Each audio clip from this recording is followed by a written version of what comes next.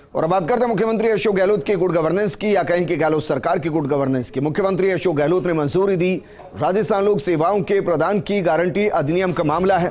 अधिनियम के अंतर्गत नवीन सेवाएं सम्मिलित विभिन्न विभागों की अधिसूचित सेवाओं में भी संशोधन किया गया है। सामाजिक न्याय एवं अधिकारिता विभाग, उद्योग एवं वाणिज्यिक विभाग, नगरीय विकास विभाग, स्वायत्त शासन विभाग, परिवहन निगम, प्रदूषण नियंत्रण मंडल, गृह विभाग, परिवहन एवं सड़क सुरक्षा विभाग, आबकारी विभाग, ऊर्जा विभाग, आर्थिक एवं सांख्यिकी विभाग, पर्यटन विभाग, खाद्य आपूर्ति विभाग की सेवाओं को जोड़ने की मंजूरी दी गई और मुख्यमंत्री अशोक गहलोत की गुड गवर्नेंस दिखाई दी।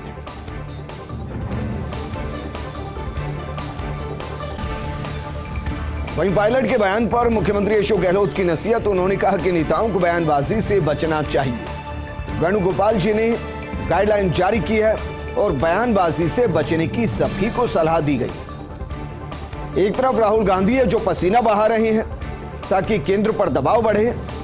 ऐसे में हम सबका ध्येय होना चाहिए कि राजस्थान में 2023 में सरकार रिपीट हो और इसके लिए बयानबाजी से बचना चाहिए। वहीं गहलोत की मोदी की ओर से तारीफ को गुलाम नबी से जोड़ने का प्रकरण, सचिन पायलट के बयान पर राजेंद्र राठौड़ ने जवाब दिया।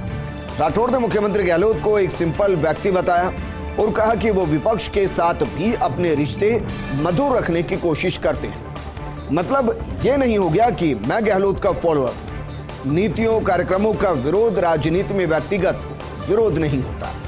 व्यक्तिगत विरोध की संभावनाएं जहां कम होती है वहां आपस में विचार विमर्श रहते हैं। अभी कोविड के समय हम सब मुख्यमंत्री के साथ जाकर खड़े हो गए।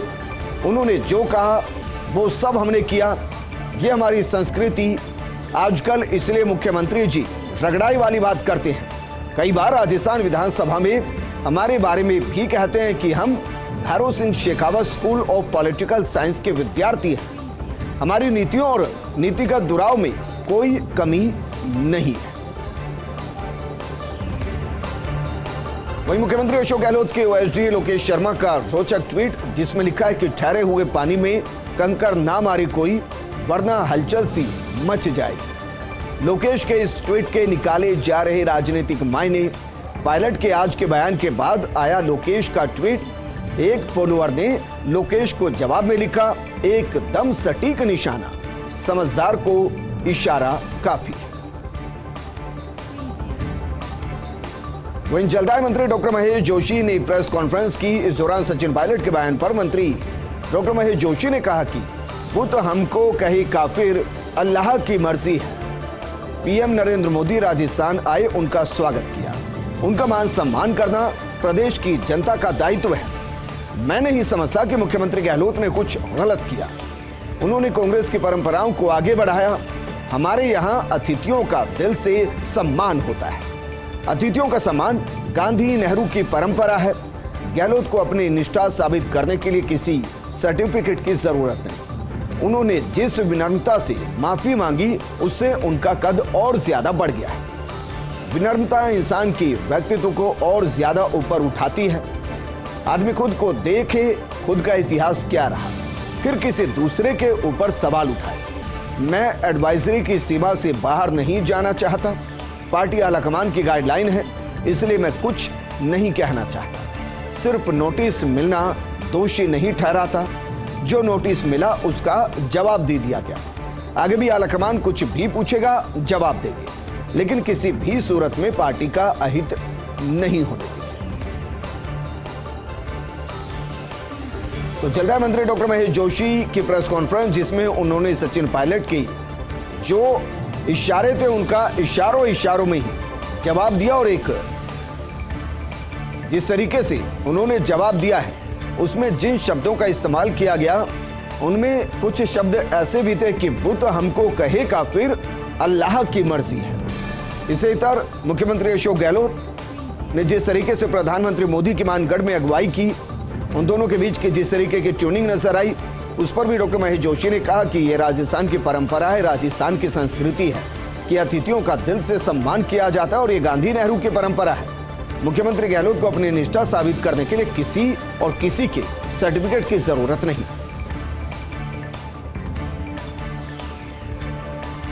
वहीं गहलोत की वफादारी और बड़प्पन, अपनी पार्टी सुप्रीमो के प्रति वफादारी और बड़प्पन, कलमानगढ़ धाम में मोदी के सामने की तारीफ, गांधी परिवार के त्याग और बलिदान की जमकर तारीफ की और कहा कि 10 साल तक आजादी के लिए जेल में रहे पंडित नेहरू। ये गांधी का देश है जहां लोकतंत्र की जड़ें मजबूत और गहरी हैं। 70 साल के बाद भी यहां लोकतंत्र जिंदा रहा है। और बात करते हैं गहलोत सरकार के संवेदनशील फैसले की। सरकार ने पेंशनर्स को दी बड़ी राहत। अब बिना जीवित प्रमाण पत्र के 31 मार्च तक हो सकेगी पेंशन वितरित। बिना सर्टिफिकेट के अब 31 मार्च 2023 या मोबाइल ऐप तैयार होने तक मिलेगी पेंशन। पहले तिथि थी 30 नवंबर 2022, अब इस तिथि को बढ़ा दिया गया है। और बात करते हैं अलवर के खैरताल में मुख्यमंत्री गहलोत के संबोधन की। गहलोत ने सभी माननीयों का आभार जताया। आपके क्षेत्र में आने का मौका मिला। राहुल गांधी जनता और महंगाई के लिए यात्रा कर रहे हैं ताकि जनता को महंगाई से राहत मिल सके। राहुल गांधी की यात्रा से लाखों लोग जुड़ रहे हैं। बेरोजगारी और महंगाई को लेकर केंद्र पर निशाना साधा और कहा कि सिर्फ सरकारी नौकरियों से रोजगार संभव नहीं है। केंद्र सरकार ने 2 करोड़ नौकरियों का वादा किया था। जहां हिंसा होती है वहां विकास नहीं होता। आज वर्तमान स्थिति तनावपूर्ण है। देश में लोकतंत्र की धज्जियां उड़ रही हैं।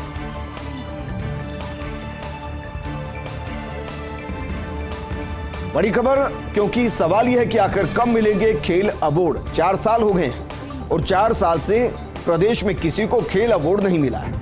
खेल परिषद दे रही सिर्फ तारीख पर तारीख और महज मजाक बनकर रह गए हैं प्रदेश के खेल अवार्ड। अवार्ड के लिए हर साल आवेदन मांग तो लिए जाते हैं।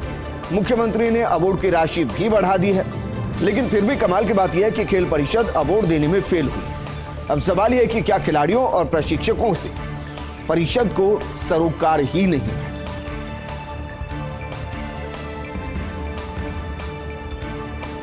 सहायक कर आयुक्त एक्सरसाइज को हाईकोर्ट से नहीं मिली राहत।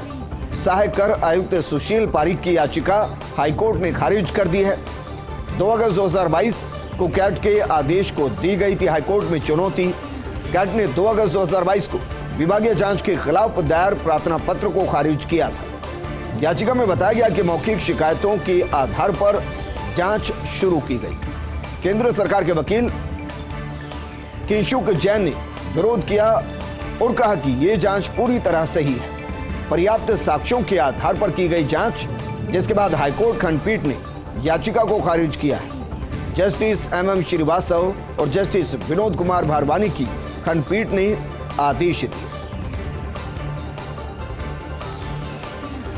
और बात करते हैं राजकाज की। ACS अभय कुमार को विरासत में मिली 100 से ज्यादा फाइलें। ग्रामीण विकास एवं पंचायती राज की पेंडिंग फाइलें हैं। कई फाइलें तो हैं महीनों पुरानी। मंत्री और सचिव के बीच टकराव से जुड़ी हैं फाइलें। इन फाइलों का डिस्पोजल अभय कुमार के लिए चुनौती बना हुआ है। इन विभागों के दोनों मंत्रियों से तालमेल है टेढ़ा काम। हालांकि अपनी सीनियरिटी के बलबूते अभय कुमार हो सकते हैं कामयाब।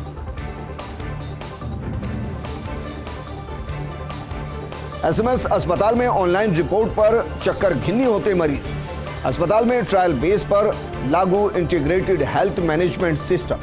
अस्पताल प्रशासन ने बगैर कोई साइड इफेक्ट देखे लागू कर दिया IHMS। ऐसे में एक तरफ जहां जांच कराने वाले मरीजों को करना पड़ रहा घंटों इंतजार, वहीं दूसरी तरफ मरीजों को रिपोर्ट मिलने में भी देरी हो रही। आउटडोर में मरीज दिखाने वालों को सर्वाधिक दिक्कतें हैं।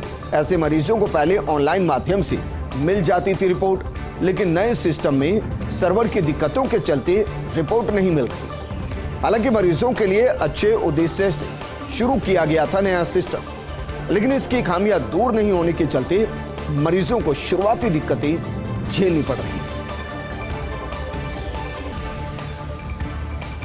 और सवाल है कि क्या गजब हो रहा है राजस्थान की राजनीति में। सियासत से परे देखने और दिखने लगे कुछ सुकून की राह। मंगलवार का दिन राजनीति की नई तस्वीर को दिखा गया। मानगढ़ में मुख्यमंत्री गहलोत ने किया PM मोदी का स्वागत। राजनीतिक प्रतिद्वंद्विता की झलक दिखाए बिना दोनों साथ बैठे मंच पर। वहीं पुष्कर में बीजेपी नेताओं ने दिखाई परिपक्वता। मुख्यमंत्री गहलोत के स्वागत के लिए पहुंचे 2 प्रमुख बीजेपी नेता। इनमें से एक सांसद भागीरथ चौधरी और दूसरे विधायक सुरेश रावत, जिन्होंने मुख्यमंत्री गहलोत का स्वागत किया। मेला मैदान में मुख्यमंत्री के साथ मंच पर रहे बीजेपी के सांसद और विधायक। इससे पहले मानसरोवर में सिटी पार्क के उद्घाटन के समय भी दिखी थी सुखद तस्वीर, जब मुख्यमंत्री के कार्यक्रम में बीजेपी विधायक अशोक लाहोटी पहुंचे थे। वाकई विचारधारा और पार्टी लाइन से भले ही प्रतिद्वंद्विता रखते हो राजनेता, लेकिन प्रदेश में विकास के कार्यों में एक मंच पर आना सभी के लिए सुखद तस्वीर। वहीं प्रदेश में फिर शुरू हुआ बिजली संकट। दीपावली के बाद फिर से अघोषित बिजली कटौती शुरू हो गई। प्रदेश के बड़े शहरों और जिलों में करीब 3 से 4 घंटे की घोषित कटौती। रबी सीजन के चलते बिजली की डिमांड बढ़ गई है। 14,000 मेगावाट के आसपास पहुंची बिजली की डिमांड और सप्लाई में 2500 से 3,000 मेगावाट की कमी है।